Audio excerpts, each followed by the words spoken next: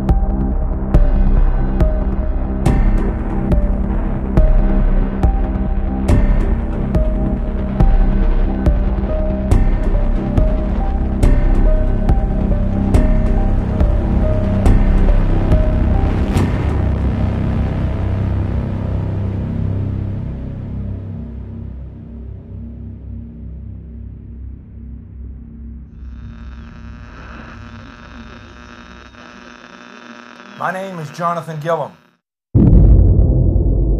And this is The Experts.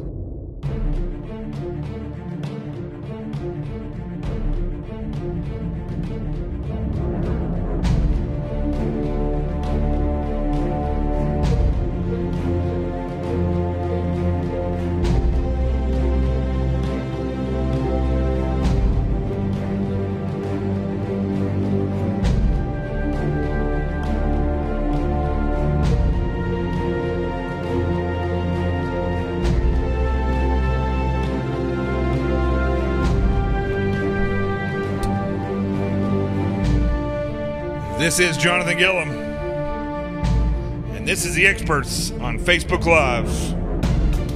And kind of getting things situated here. It's been a long day. A lot of stuff on. I was on Newsmax. I hosted Will Cow before that.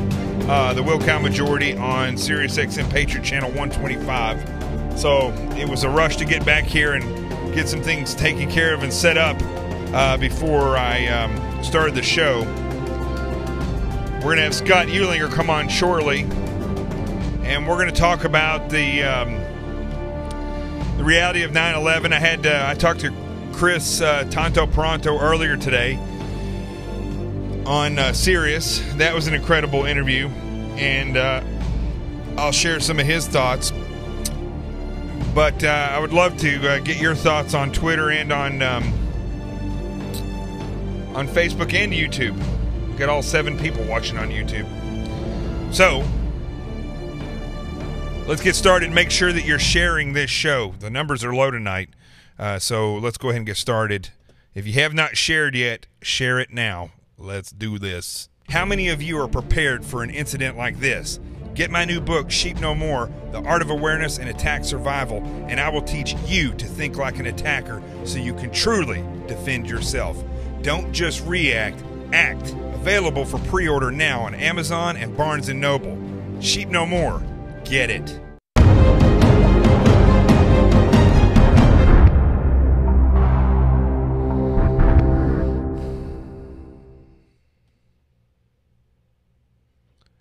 So I'm going to check out real quick on here.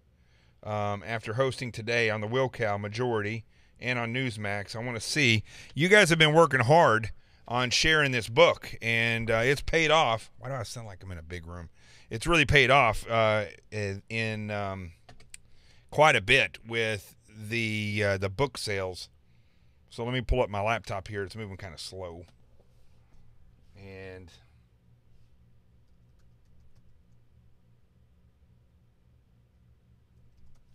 let's see here. Let's see where we're at. So we debuted at number 5, and it goes down and up. I don't.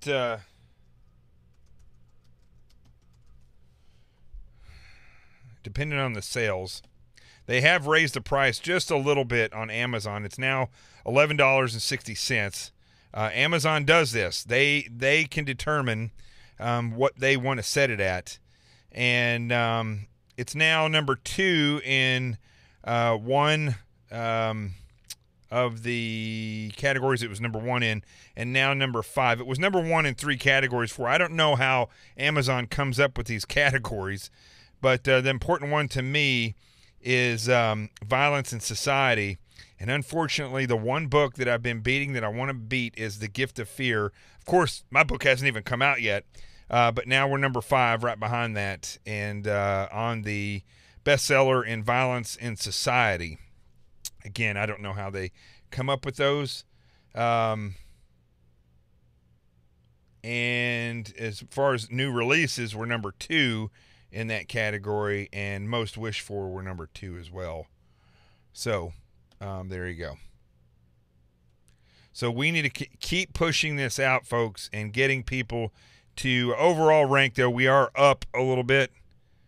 We had fallen there for a while, and I'm very competitive. So, and I also know, folks, that the more of these books that we get pre-sold, the higher it's going to go on the Amazon bestseller list, the Barnes Noble bestseller list, and the better off that we're going to be when it comes to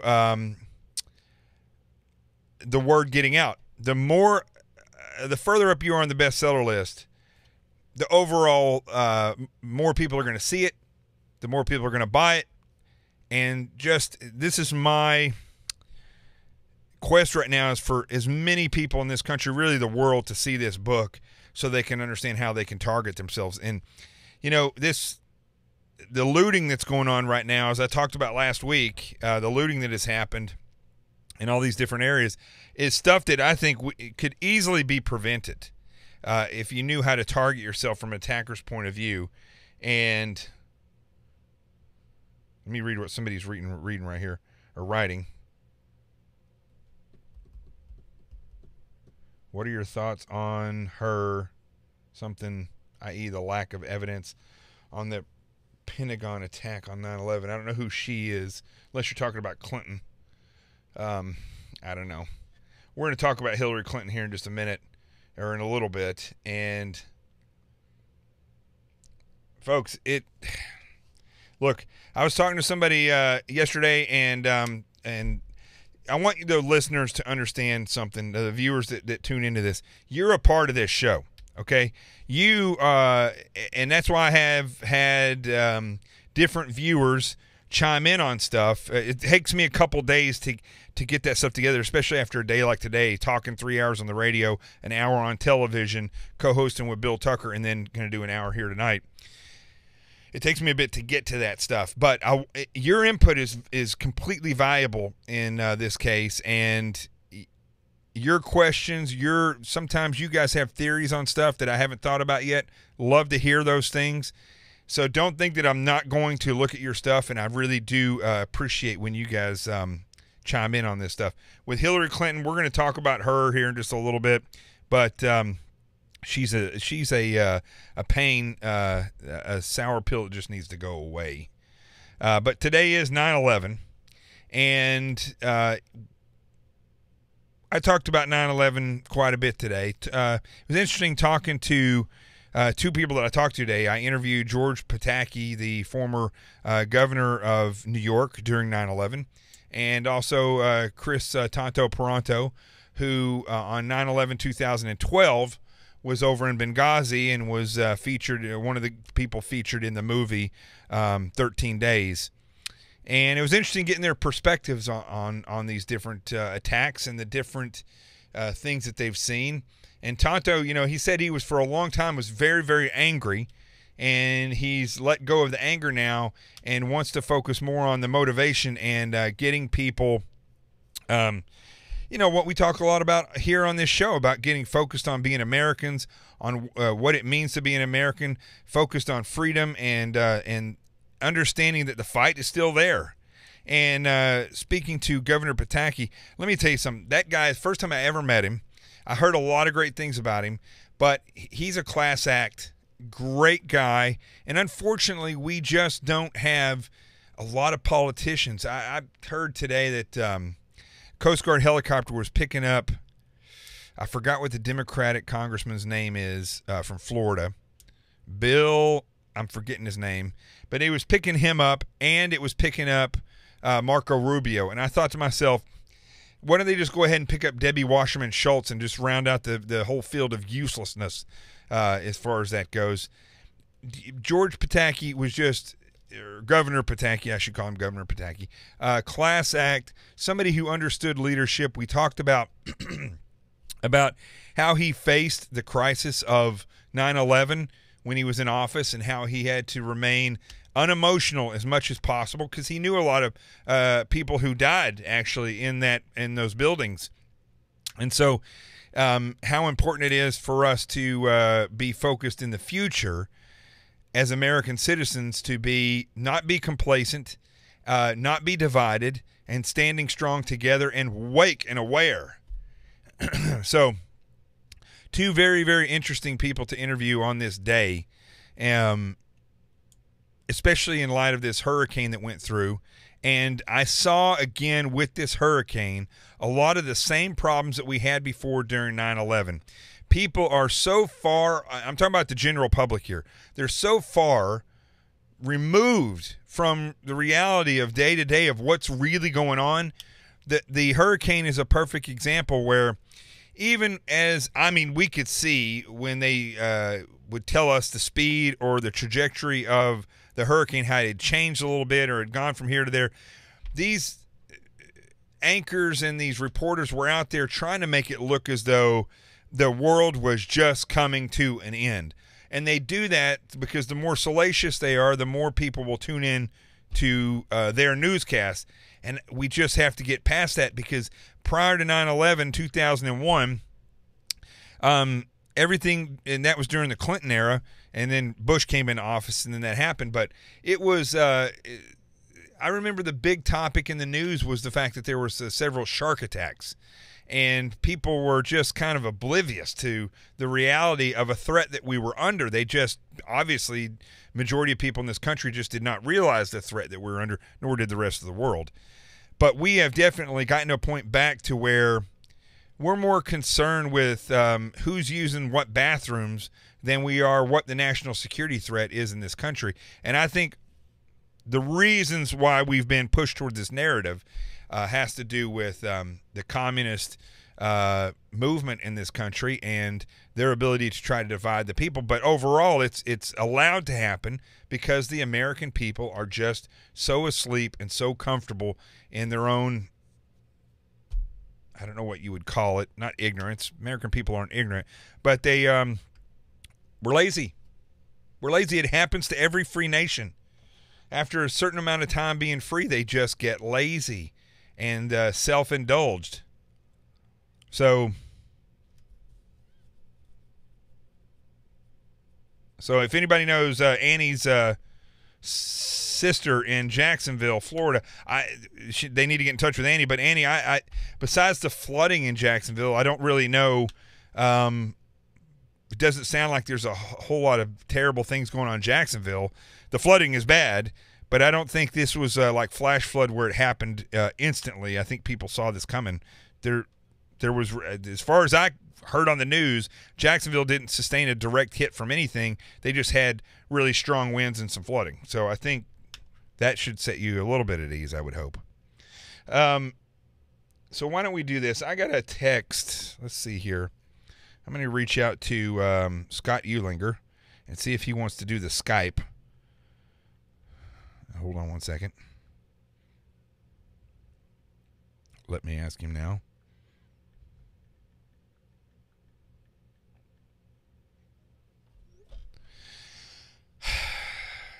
But getting back to today, days like today make you reflect on the reality of the news cycle and how it's consistently being pushed forward, whether or not it wants to be pushed forward. It reminds me of a boxer who doesn't have any energy anymore, and they still push him out there and whip them and tell them that they're, then they juice them up with some adrenaline, like a shot of adrenaline, and they make them fight some more. And the quality of the fight just goes down, but it's just that there's a fight.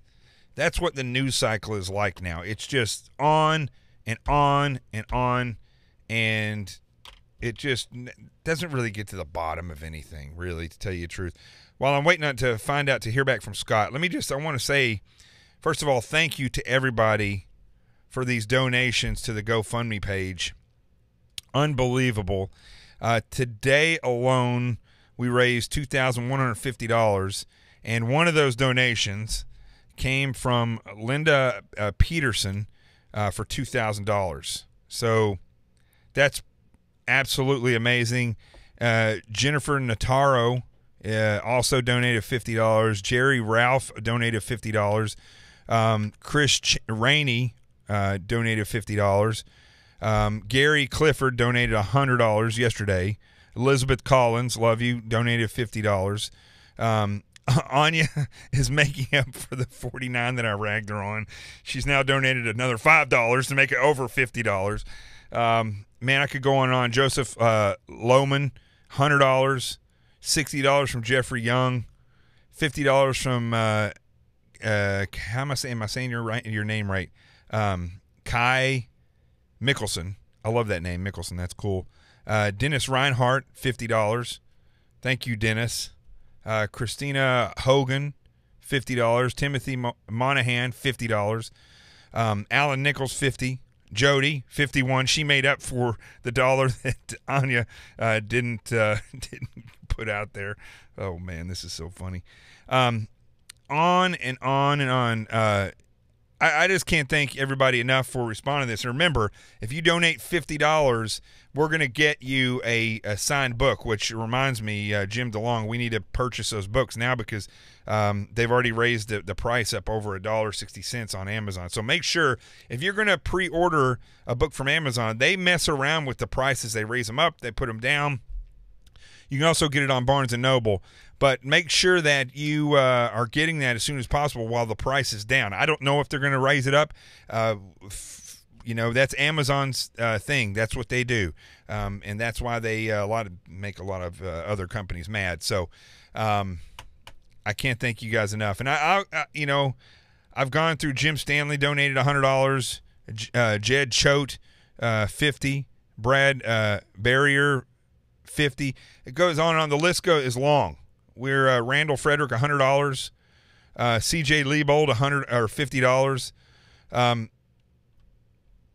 could sit here all night just talking about this. So we've had about 509 people donate so far. 510 people donate so far, and then people like Linda Peterson bumped this up tremendously, and I can't thank her enough for that. We've had some other big donors and I've thanked them as well. Eleanor, Jim, can't thank you guys enough for all that you've done for this show. Now, oh, good. We're going to have Scott on the screen. So let's see here. Let me log into Skype. Stand by. I got to get some music to play when I'm doing this.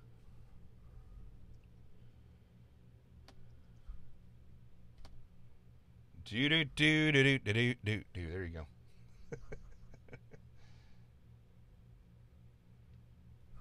This computer is running slow.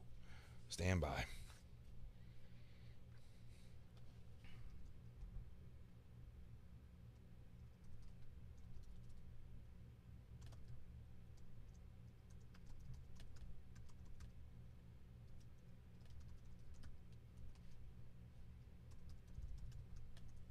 Now, again, while I'm getting this set up, make sure that you share the show. We got low numbers tonight on Facebook for some strange reason. It happens every now and then. Who knows? Maybe I ticked them off. We were killing it at 9 o'clock, but I made the decision to switch to 8 because at 10 o'clock, right around 10 o'clock, the numbers just crash. And so I felt that it was just important to go ahead and make the command decision. I still have to talk to Ron Bellum about that because he was doing his show at 8. Let's see here. Let's wait. Stand by and see if Scott calls in. I'll tell him to go ahead and call in or add. He may have to add me. So stand by.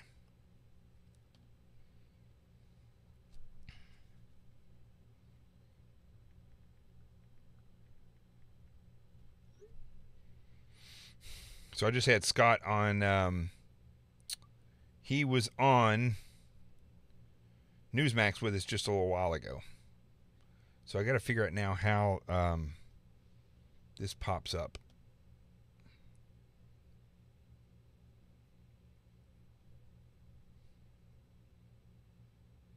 Wait 1 second. Don't go anywhere. Okay, so let me see here.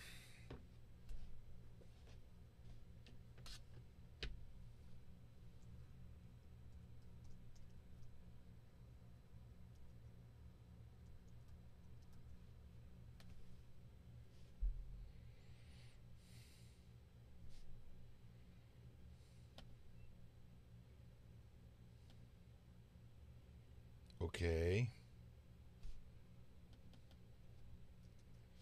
Let me go over here.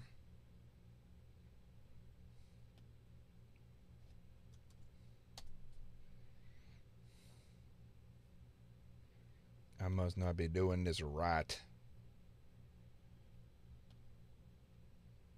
There it goes. And I think he spelled his own name wrong, Scott.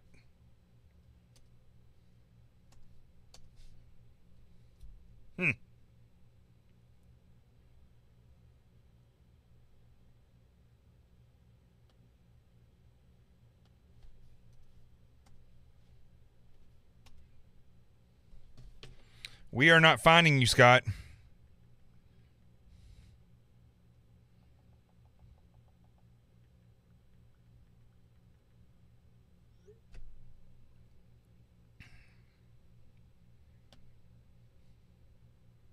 I think I know why.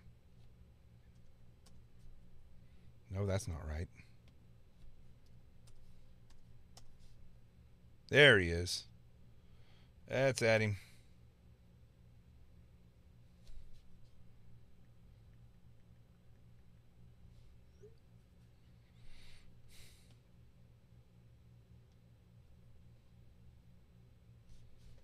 All right, stand by, folks. This is what happens when a CIA operations officer and an FBI agent get together and try to do something. It gets all jacked up.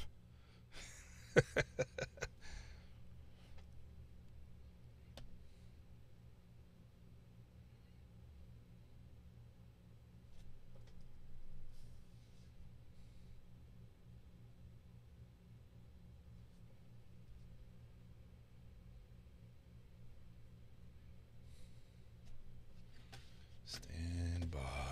Sorry about this delay, folks. No answer. All right. Well, while we're waiting, I'll play the trailer once more. That'll just make everybody happy. How many of you are prepared for an incident like this? Get my new book, Sheep No More, The Art of Awareness and Attack Survival, and I will teach you to think like an attacker so you can truly defend yourself. Don't just react, act. Available for pre-order now on Amazon and Barnes & Noble. Sheep No More. Get it.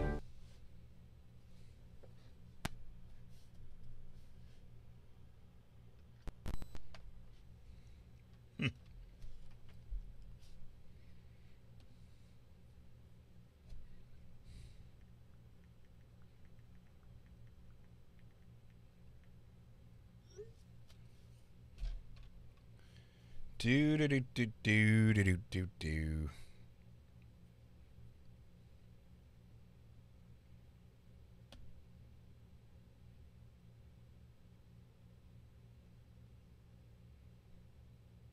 We're gonna lose people drastically here. Oh, okay. 1 second. Thank you for joining there, Roxanne.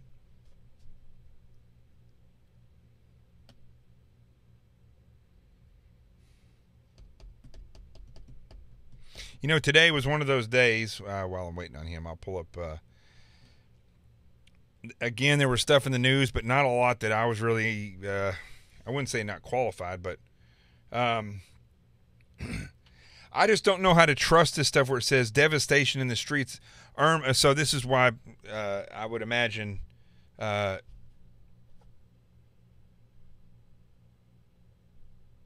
on 1 second here.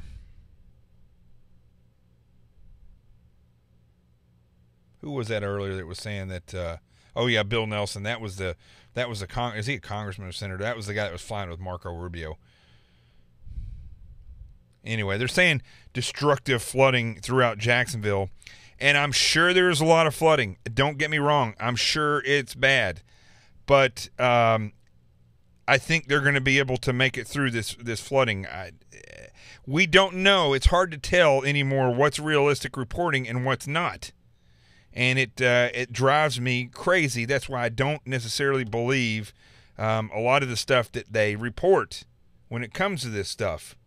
Is it destructive or is it not? I don't know.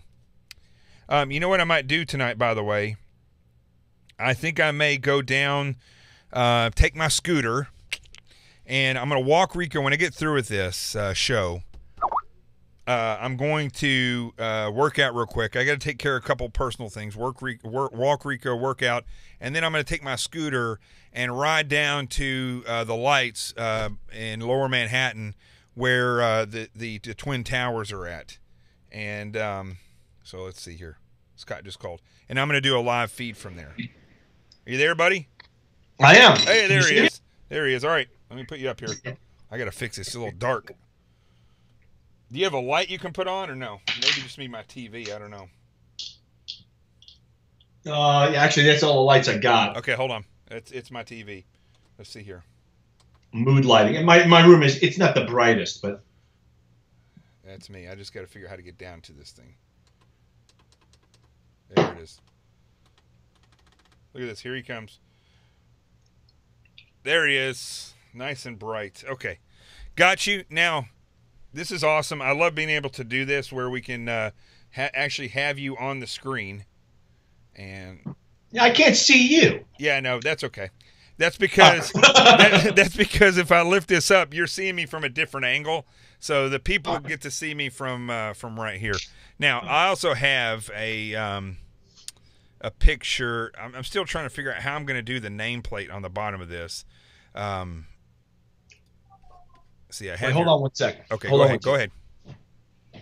Stand by, folks. You're seeing things happen in the.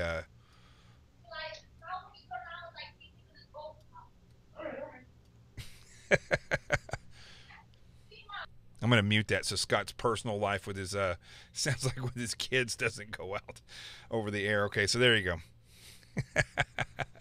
All right. So we got a lot going on the screen. I'm still trying to figure out how to do your nameplates over the Skype, but this is pretty cool. I think American people are getting to see something that just a couple of weeks ago would only have been on a regular television station like Fox or Newsmax, but now you're on the screen up here with me, so that's kind of cool. So it is. we were talking today. We talked about North Korea. The stuff that we normally talk about. But I wanted to ask you, where were you when 9/11 happened, 2001, and what was your recollection of that? And what do you feel about how the world has changed and the politics of all this stuff? What's your feelings on all this stuff? Actually, that's a really good question, John, because actually I have sort of a little bit of an interesting story. On September 11th, I was actually at a CIA secret facility going through firearms training. I was actually on the 9mm pistol range when we found out. Wow. And I know it was really weird because we were away from like the main building, like the mess hall, and the instructors were all like squirrely, and we heard about it, but like they refused to let us go to the mess hall to see the TV. Like, in other words, we were like, I was in sensory deprivation mode until about noon. And finally around noon, they like conceded, okay, go to lunch. And that's when we saw everything happen. Well, of course, time late. Like, they didn't break the course early to see what the hell happened, which was kind of weird. Right. So that was that. And then I was actually getting ready. I was just doing to go to Kosovo, and I wound up going to Kosovo. I went there. I deployed there, whatever. I think around December of 2001. I went there, and then it's interesting. The guy who was in Albanian language with me, he was going to be the station chief. I won't say his name, but he's fairly famous in the agency now. I think he was an ex-Army officer. He was pulled and almost immediately sent on a plane to Afghanistan. And so he was like doing all this, like a lot of the stuff that people read about in Afghanistan. He was behind a lot of it, but he was actually supposed to go to Kosovo to be my boss, but he never wound up there, and I never worked with the guy ever. I think I ran into him once. I was like, I don't know if you remember this, but 9 or 10 years ago, you were supposed to be my station chief, and because he had continued to serve in like the Near East, the Middle Eastern part of the CIA, and I was always in the like former Soviet Union part of the CIA. So we just our paths never really crossed again. Is he the guy that that they did some shows about, kind of blonde hair guy, or no? Is that not the same guy? He was one of the first people over there from the agency. No, but I'll tell you something else. Another guy I know who is I haven't talked to him in a couple of, I don't want to crowd the guy, but I haven't talked to him in about a year or two. But he's a fantastic guy, and he was a speaker, multiple languages, spoke Russian like he was born there.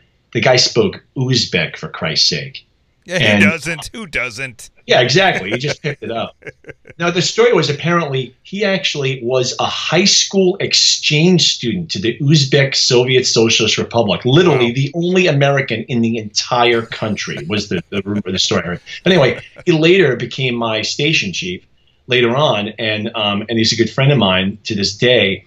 But he's interesting because he was given the Intelligence Star, which is the agency's highest award for bravery. And you may recall there was a guy who was killed in a prison, Michael Spam. Yeah. He was killed in a prison outbreak, and I forget what city. It was a SEAL that went and got his SEAL, and the guy from the British SAS, I believe, that went and got his body. That's a whole nother story. Yeah. Right. And the other guy who was there was my friend. Yeah, they called him David. That was all they said on exactly. TV. That's right. And that's right. That actually is his correct first name. And I think, if I'm not mistaken, they made National Geographic made a like a dramatization of that incident. So maybe people can dig on the internet; they can find that. I don't know. It's probably made around 2003 or something. So I had a copy of it somewhere because it's like, look, this guy's my friend. Wow, just a phenomenal.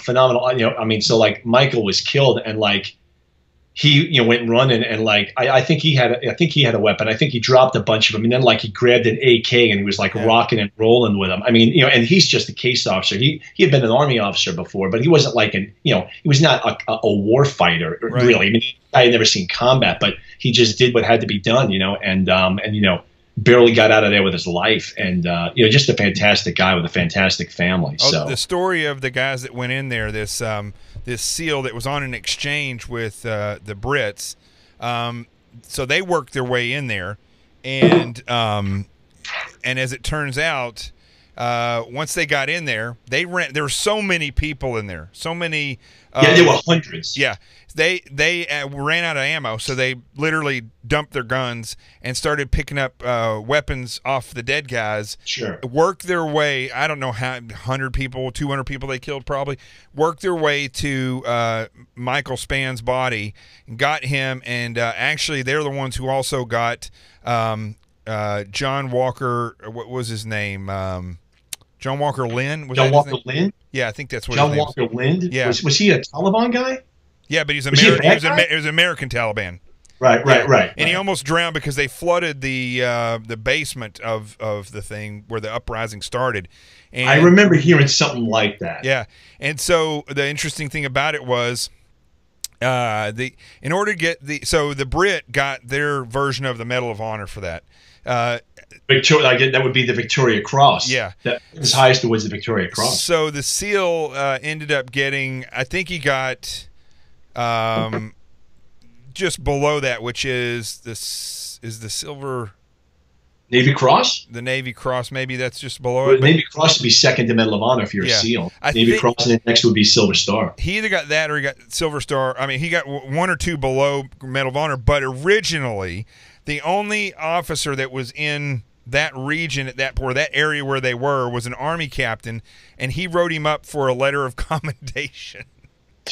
Yeah, anyone who's like had been in the military, that stuff happens all the time. That's why you see President Trump or a lot of presidents giving people medals of honor from Korea or Vietnam because it got lost, it got knocked down because of the guy's ethnicity, or more because they probably just didn't like the guy, or it was a disciplinary problem.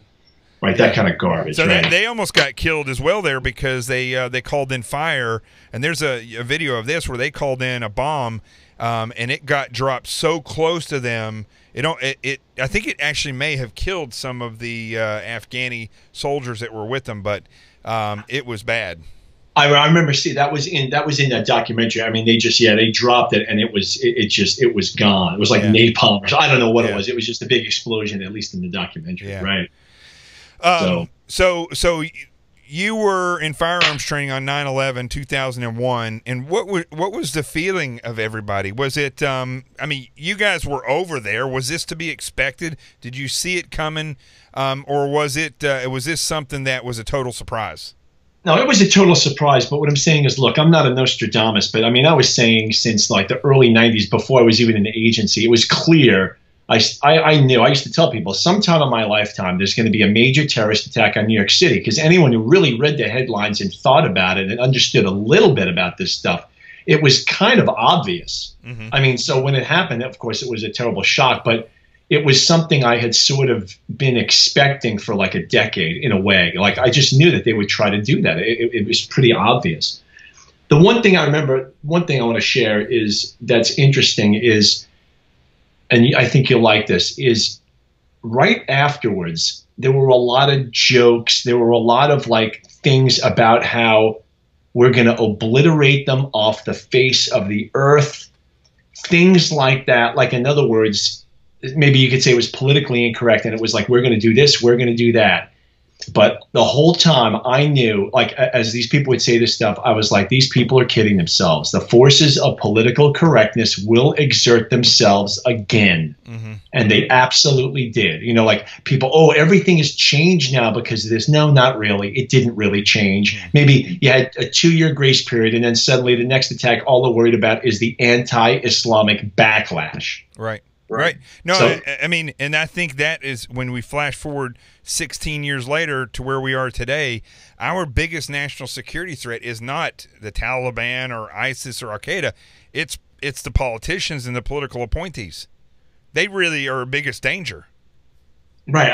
Right. By failing to address the threat and stuff, the kind of blindness that led us to, you know, what happened on 9/11. I mean, there's a story. I mean, I don't know if it was widely said throughout the agency, but that, you know, sometime in the late 90s, I think it was in Somalia, that like the Somalian maybe intel service or somebody, they knew bin Laden was in country and they were ready to pounce on him, and they were waiting for like CIA, or they're talking to the, you know, the U.S. government. Okay, look, we're ready to grab this guy and render him to you. And the story was always that Clinton said no.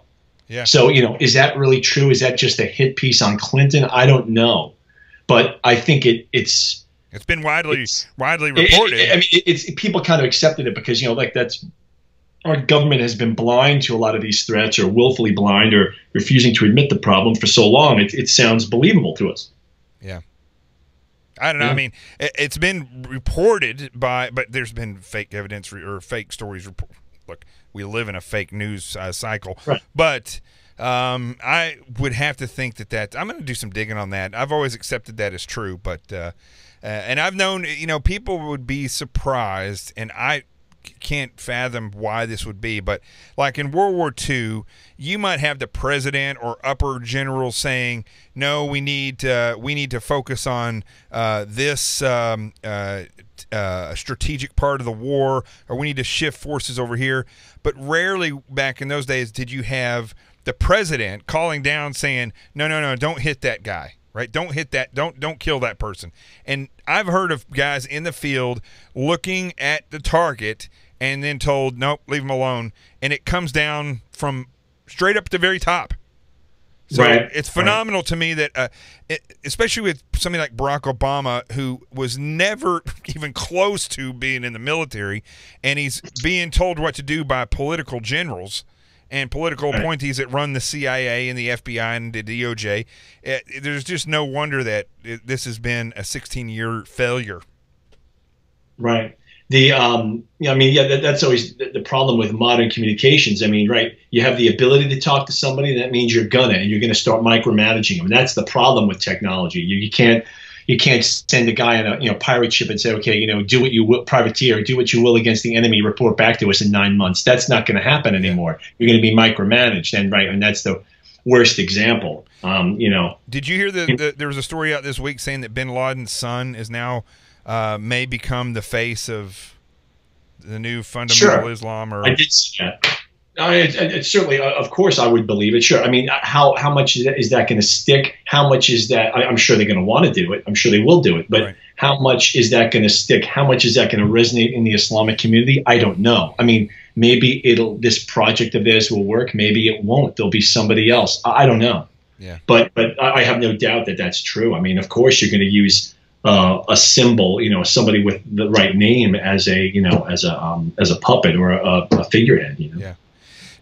So looking at the way things are today, right before I interviewed you today, I interviewed Governor Pataki, which was amazing talking to him.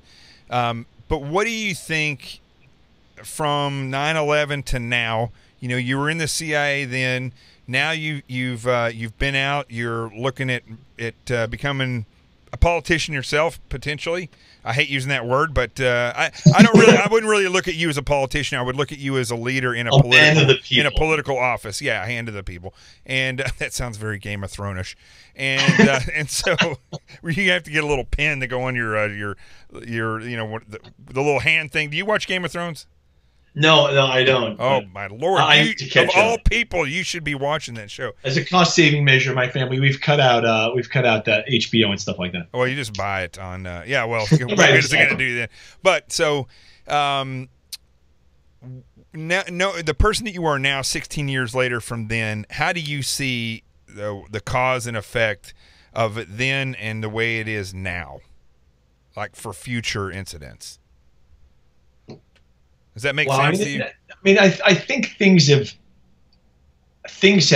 they've plateaued. What I'm saying is, like, the political correctness, that kind of thing, it hasn't been steadily getting worse every single year since, let's say, 2003 or 4 or something. It hasn't. It's maybe it's kind of peaked out, but I think it's reached a certain level, maybe its saturation point, but it's not getting worse. I mean, I think with the Trump presidency, I think that's at least halted the spread of the disease, perhaps. Yeah. Like that. It's peaked out, and maybe it's not. Maybe hopefully it'll start retreating, like the tide going out. Yeah. I mean, guys in the border service and things like that, doing customs and all, are energized.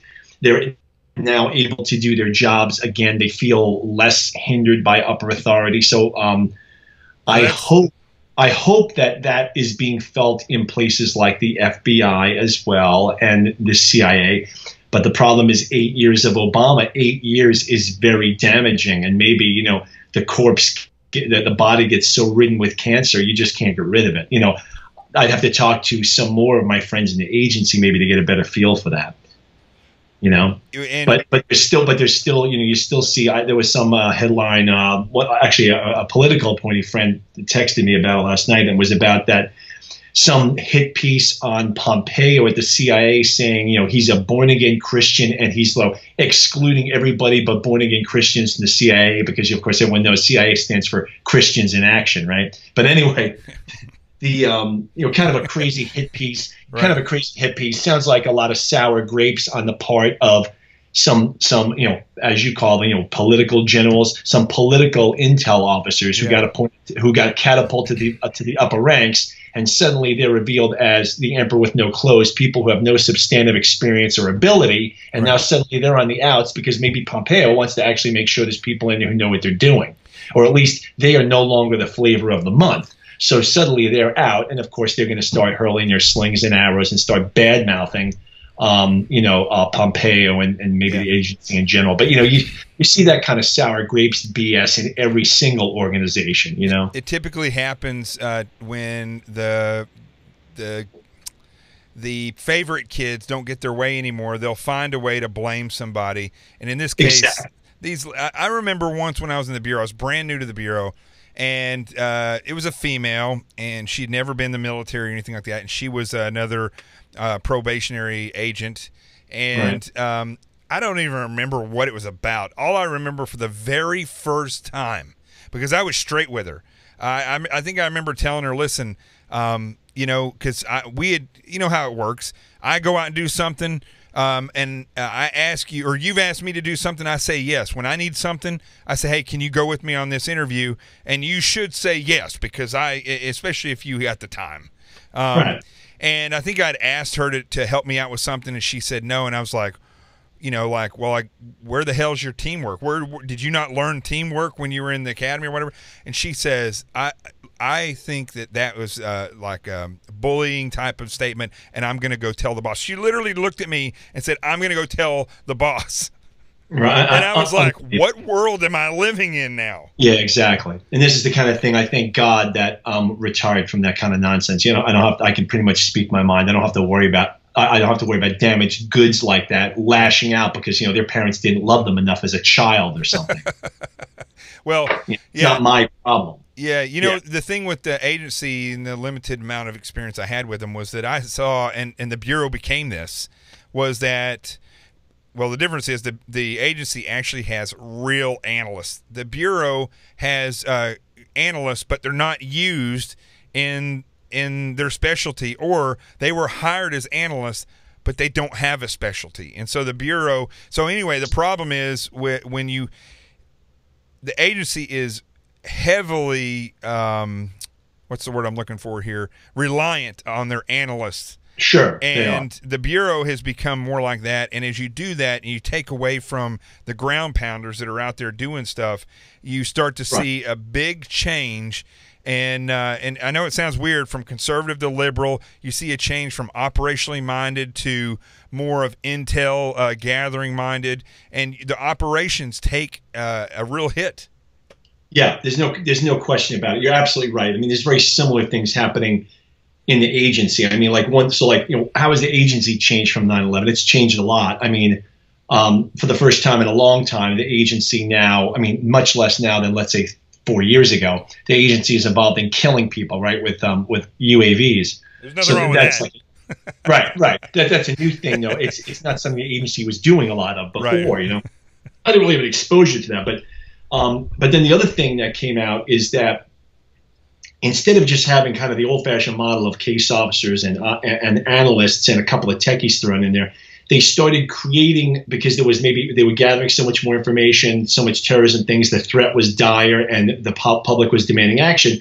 They started basically creating new job categories within the agency. There became, a professional desk officer. Like in the old days, a desk officer would be like a case officer back from Romania who was going to sit on the Ukraine desk, and he would be a desk officer. Right. But now they have like, you are a desk officer. That's what you do. Maybe you might have some training and name traces or whatever, but you're going to be a desk officer. Later on, you might be a case officer. But they were creating all these job descriptions, all these new jobs. And they started, another very important development was they started fusing.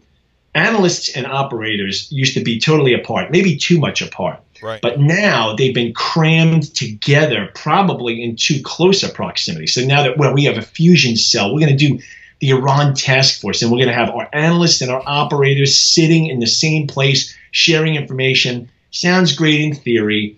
But what winds up happening, because I've seen it many times, because I was running a task force on for Iraq foreign fighters in 2007. The most unpleasant experience in my agency career, by the way, because I had to deal with a lot of people whose parents didn't love them as a child. Right. So, but what happened was you start getting all of these people who they read a lot of operational traffic, and suddenly they think they're a case officer. Oh, it would be like Phil Mudd on CNN. Yeah. Right. Like, I'm a supply officer in the Navy, but because I do supply for special ops, I read a lot of cables. I suddenly go around and start thinking I'm part of a SEAL team. Right. Oh, really? Right. Have you gone through the training? Do you have the certificate? This kind of like pretender garbage. But the problem was the agency sort of kind of empowered that. So like these people would be, maybe they'd even go into another country and they'd start thinking that they can do ops. It's like, well, you're not certified for ops because there is a certification process. You're not qualified to do this. But because maybe their bosses were also not operators, they didn't clamp down on it. And of course, I guess it's been kind of clamped down on, but there was a lot of that. And because everyone wants to be a case officer. No case officer says, I really want to be a CIA analyst. Not really. Right. But all the analysts and all the desk officers, everybody else wants to be a case officer. Yeah. But it's a certain, like everyone wants to be a SEAL. Well, you know what? You got to go through the training to be a SEAL. Right. Yeah. And that becomes kind of aggravating, and it makes real case officers such as myself very angry that these people, like sometimes they'd write a cable back to, from Riyadh, and they'd say, case officer Gilliam, and you'd be like, wait, what? This person isn't a case officer. I know that they're not certified. How dare they put that C/O in front of their name? It's like, it would be like me saying that I'm a SEAL officer. It's terrible. I mean, I'm not. I have no business saying. They don't get in trouble for that? I mean, not really. I mean, they would get maybe called in. Like they might say, hey, don't do that anymore. Right. But there was one good book on what's wrong with the agency written by a COS like myself. So it's not sour grapes. I'm a guy who couldn't make the cut. I get out and I'm pissed off. Yeah. This guy, his name is Faddis. He lives down in Virginia, Faddis. And I think his book is called Beyond Repair. And he talks about things like this. If everyone to understand the build up to the Iraq war and the agency, that would be a good book to read, because he talks about how the agency exploded in numbers and these kinds of issues were coming up, and I think they've been reined in a little bit, but Interesting. The same similar problems, especially with the recruiting, have occurred in the Bureau, where the biggest mistake that an agency can ever do is to put people who are dirtbags in charge of recruiting. Because what do they end up doing? They end up recruiting people that they see eye to eye with, not the people that are going to be best for the job. Exactly. It's a big problem. That's going to be a big problem everywhere. I always thought that was a really big problem at State, because State was full of nerds with it seemed to be filled with nerds who often were like willfully ignorant about the real world. They tended to hire their own. So you'd see these people coming in, and it's like this person is going to be, working as a political officer in, Prague, and it's like they're like a Pollyanna. They still have ice cream in their mouth. They have no idea how the world works. Well, I'm wondering because the same people hire the same kind of people, so the system perpetuates itself. And I wonder if, when we talk about State Department, how much just the atmosphere at the State Department had to do with 9/11, 2012, when Benghazi happened. I mean, just the overall atmosphere of the State Department as it exists is very liberal and not secure-minded. I know it's a struggle from the people that I know that have worked in that environment. It's a constant struggle. It absolutely is, because one of my best friends, I was at a Ron Paul conference this weekend with him down in DC. He invited me down. He's going to be an RSO, a regional security officer, a State Department security officer. That is his specialty. He is a security officer, and that's a rough job especially in the State Department, because they're like the only conservative thinkers or somewhat logical thinkers in an entire department. Mm-hmm. So like those guys are constantly butting heads with other State Department people. So that's like a really bad, that's like the worst possible situation, Yeah. Listen, I got 2 more questions. I'll let you go. I know it's late. One, and almost, you will come on here and let us know when you decide what you're going to do with the future in this, the political future. Right. Let's go. I am, put it this way. What I can say is I am extremely interested in the prospect for running for Congress in my congressional district. Okay. Do you want to Until I fill out a lot of paperwork, I can't say more than that. Okay. The other question I have for you is, just behind your left shoulder, looks like a vodka bottle. Who is that? Who's that on the bottle? All right. Well, that is a great question. In fact, I'll get the bottle and show the screen. My keen investigative eye. Good job on it. This is cool, because this is my war room. I get all my, I'm always interested in people's war rooms. Yeah. This is Turkmenbashi vodka. Come up just a little bit with it. Turkmen. Right. So you go to Turkmenistan, and I mean, he's dead now. Now they have another great leader. Basically, Turkmenistan is like the North Korea of Central Asia. So everywhere you go, there are pictures of the great leader. Everyone literally is wearing a lapel pin with a picture of the great leader on it. I have some of those, of course. Yeah. And we actually I had a delegation. I was in Azerbaijan at the time. I went over to Turkmenistan for vacation to buy carpets. I have some carpets in my room right now from Turkmenistan. But anyway, so we had a delegation that came back to Washington, and I was back with the Azeris because I was at the station in Azerbaijan. Well, sure enough, there was some Turkmen coming out too. And one thing I'll say about the Azeris, they have a very good sense of humor. Mm-hmm. So like we'd be in Washington, and the Turkmen delegation, very much like North Korea, like for instance, they were met. There's like Czechs, maybe there's some Slovaks, maybe there's a Ukrainian, there's some Tajiks, there's some Azeris, and some Turkmen, like that.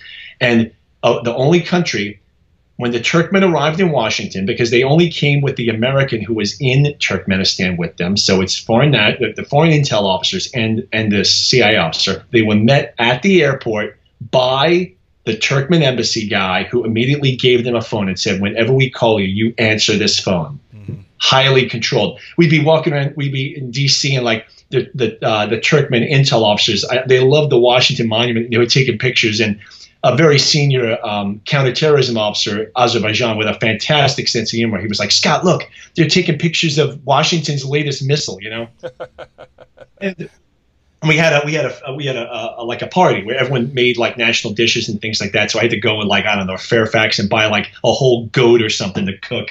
And my Azeri buddies stole this bottle off of, because the Turkmen brought it with them. They stole this bottle and hid it under their coat, and then like later on they're like, Scott, look, we got this for you. So they gave it to me. Let's see it. And it's collector's item because it has a picture of the great leader on it. Hold it up a little bit higher so we can see it, because I couldn't see it before. Can you see it now? Yeah. That is so funny. I mean, I could talk for half an hour about Turkmenistan, but to give you, so this is the great leader, right? His picture is everywhere. It's, every block there's a big sign for him, big ad sign, and pictures on the lapels, and he's on all the money. Well, one day he threw the whole country into turmoil because overnight his hair was graying. He decided to dye it. And this is obviously after the dye job. Right. So he dyed his hair, and overnight he had black hair. And, when you're living in a Stalinist dictatorship, that immediately threw the whole country into a panic. Everyone immediately went out and found every poster and very quickly painted his hair black. Wow. Because they were terrified that if what was under their control didn't get the hair turned black, they were going to go to a concentration camp or something. Was he that much of a heavy fist? He was. He had a. I wish I had one of them because it might be as valuable as his bottle of vodka. I mean, $5 on eBay, but. he had a book called the Ruhnama, and it was literally, so they're Islamic there. Yeah. He had his version of the Quran. He was basically, okay, look, in every mosque you can have the Quran, and you have to have my book next to it. It's like the New Testament of the Quran, according to the leader of all Turkmen. So you would literally go to a bookstore. I mean, you can't make this stuff up. You would go to a bookstore, and the entire bookstore was full of just this one book in every language you can name. It was in English, it was in German, and I'm sure literally those books were just burned in a bonfire because who in God's name would want such a book except as a joke? Right. But I wish I had gotten one in English, you know. Wow. Well, you know, we can all wish for power, but I don't know if I'd want that much power. Right. By the way, if people you want to see wacky Turkmen stuff, I think if you can go on YouTube and type in, like, the present president of Turkmenistan is always saying that he's like the greatest karaoke singer in the country. He's like the greatest. He's like showing their special forces how, like, karate moves. It's like unbelievable. And not the same guy, different guy. It's not. It's a different guy. His name is even more unpronounceable. What happened to him? This guy was assassinated.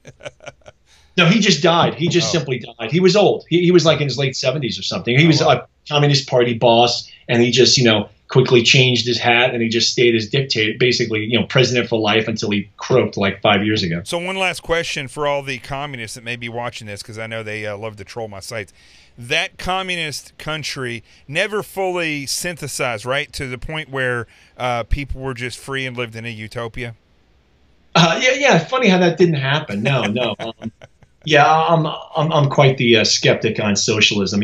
Anyone who tells me socialism is great, I want to say, okay, yeah, why don't you drive between Dushanbe and eastern Tajikistan and see your axle of your car broken on these great socialist roads that they put down? Spend a night in a Kyrgyz hospital and then tell me about how much you love socialism with a rusty needle from left over from the Nazi occupation or something. Yeah. Yeah, one quick story. This doesn't have to do with communism, but Honduras, which, we did a lot of operations out of there. No war on drugs, but back when the CIA was hot and heavy down there fighting communism. Right. But we were in Honduras and Trujillo doing a mission down there, and we had to do a recon on the local hospital. And I had my corpsman with me, and we drove up. A lady was scooting out of the back of a truck with a baby in her arms and the umbilical cord going down and up her dress, and then she walked into the into the room. It was basically it looked like a house. They turned into a hospital, and my medic corpsman looked at me and said, "I've seen enough. We're out of here." Because if you get shot, we're going to treat you and fly you out of here. We're not taking you there, so you'll be unbelievable, but actually very believable if you've been to the third world. Exactly. Yeah. Incredible. All right, brother. Hey, listen, thank you. It was an honor having you on 9/11. Yeah, thanks a lot, John. It was kind of fun talking about it, like some painful memories, but some fun stuff too. Well, so thanks a lot, man. We need to do that more often because that's what people want to hear. They're tired of just hearing. Yeah, I mean, like one thing. I was doing a radio show. Rachel Marsden had a show before, and sometimes we talk about like one of my favorite, spy stories from the 50s, because there's like some absolutely wacky stuff has happened in espionage, usually involving the Soviets. Oh, we got to do that. And we can talk, and I'm sure the listeners will love it because it's like out of a comic book, some of the stuff. All right, let's do that soon. And you would have been interested if you would have been up at Sirius with me today when I was hosting the Wilcow Majority.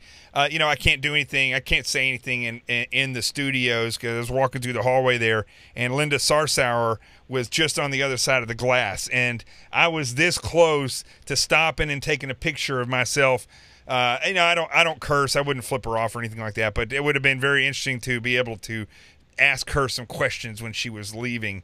But I let it go and just walked away. And right. Jesse Jackson, not Jesse Jackson, Al Sharpton was in the next room. It was something else up there today. Are you going to do Wilcow tomorrow?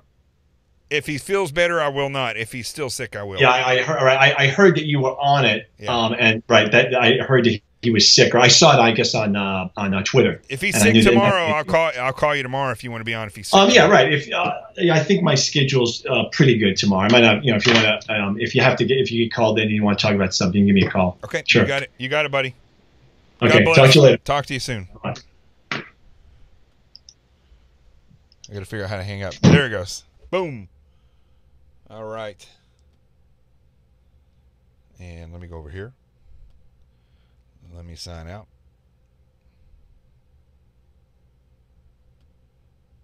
All right, folks, there you go.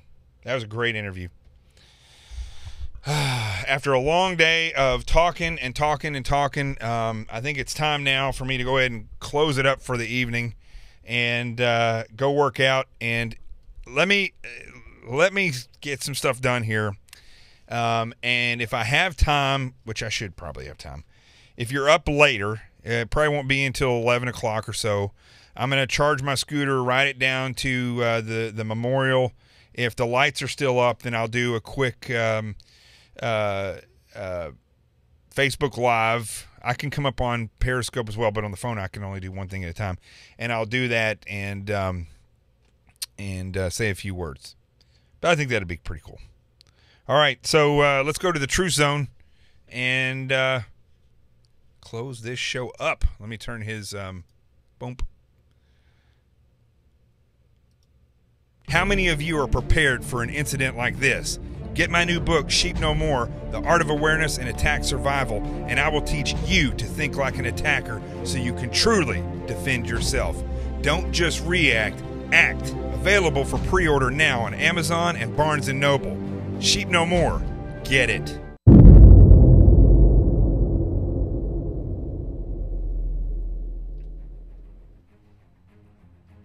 Yeah, here we go. People hate this so much when I play the music that they're starting to like it. It is what it is. All right. Well, it's 9/11, 16 years later. On 9/11, 2001, I was actually in a transition assistance program to get out of the Navy. And I was already on my way out. The Air Marshal program had opened up. I was a little older because I went into the Navy a little bit older. And I remember watching that, and I don't know if I ever told the story about a dream that I had the night before. I'll maybe tell that tomorrow. But I had a dream the night before. Remember waking up dead out of sleep and telling my girlfriend at the time that I'd had this weird dream about I was patrolling in an urban area, and 4 bombers had bombed the city, and the last one was out in a field by a merry-go-round. There were kids out there, and I was running out there to go get them, and the bombs were coming. I swear to you, this is truth. 4 o'clock in the morning the night before. I dreamed of 4 planes that dropped bombs in an urban area. 3 of them were in an urban area. They hit us around us. There were, just like you saw down there, there were papers and white powder everywhere. And then in the field is where the last one was going to go off. So when it happened that morning and I came back home, the team released everybody, because they didn't know what we were getting into. So they let everybody go home to their families. And I remember sitting there thinking to myself, I really don't know where this is going to take us. So I pulled my resignation. I got a hold of, the next day I got a hold of my CEO and asked him if I could pull my resignation for 6 months, and I did that. And at the end of 6 months, we weren't being used. I'm telling you, the SEAL teams were not being used. Tier 1 assets were, but the rest of the SEAL teams were not. And so I went ahead and made the jump over to the Air Marshal program. I wish I would have stayed, no doubt about it. But I remember flying September 11th, 2002, flying as an Air Marshal undercover on planes that had been targeted by Al-Qaeda from New York to Seattle. And we were on the return from Seattle back to New York. And we really thought this was it. I thought today was going to be my day I went to war. Fortunately, nothing happened. But I remember as I stepped onto that plane, the feeling of not fear, wasn't a feeling of anticipation. I was calm, and I wanted the fight. I wanted it. And I hope that America starts to realize It's not that you wish for war, but if somebody wants to challenge you, if somebody wants to bring the fight to you, let them bring it. Let them bring it. And look forward to the fight. Prepare yourself. Don't be misled. And do not let politicians from this point forward ever allow us to get into this environment again. Because that's what they did. I'm Jonathan Gillum. Old Rico's asleep down there. We're going to go for a walk. I'll see you tomorrow here, 8 o'clock Eastern Standard Time. Remember, wherever I go, the truth has arrived. And let me tell you, folks, I'm ready for the fight. I'll see you tomorrow.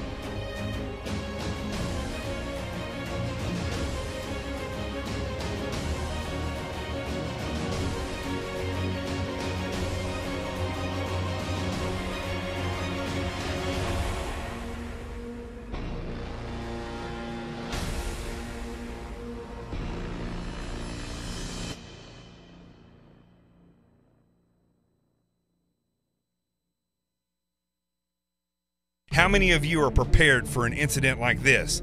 Get my new book, Sheep No More, The Art of Awareness and Attack Survival, and I will teach you to think like an attacker so you can truly defend yourself. Don't just react, act. Available for pre-order now on Amazon and Barnes & Noble. Sheep No More. Get it.